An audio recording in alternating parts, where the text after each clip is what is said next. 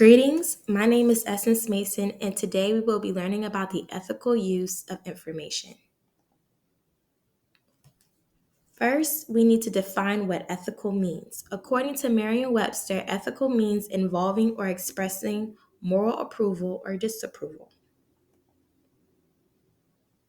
It's important that when choosing sources that they need to be credible.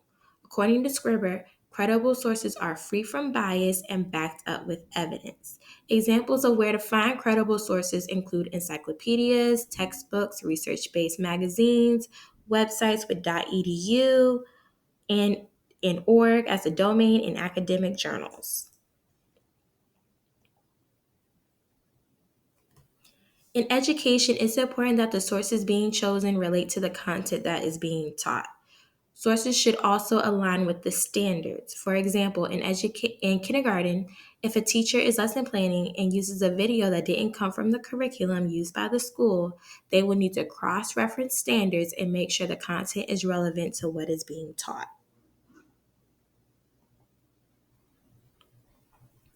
Plagiarism is when someone takes credit for someone else's work. To avoid plagiarism, it is important to cite your sources. Plagiarism is unethical and it's stealing.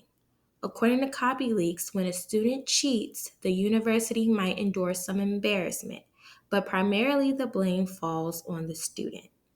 In relation to kindergarten, students need to be taught to develop their own thoughts. As they get older, students will be taught about plagiarism and how to cite their sources. What is copyright?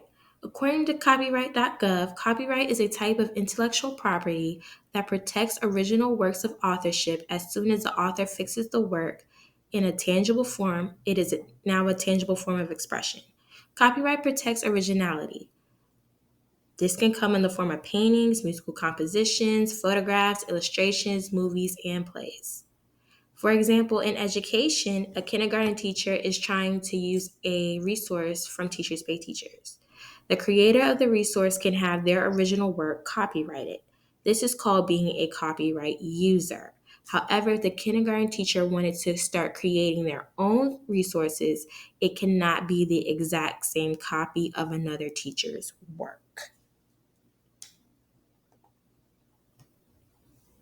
What is fair use? According to copyright.gov, fair use is a legal doctrine that promotes freedom of expression by permitting the unlicensed use of copyright protected works in certain circumstances.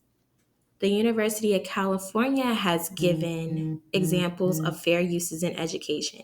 These examples include the reproduction of a small part of the work by a teacher to illustrate the lesson, multiple copies for the classroom, and single copies for the classroom.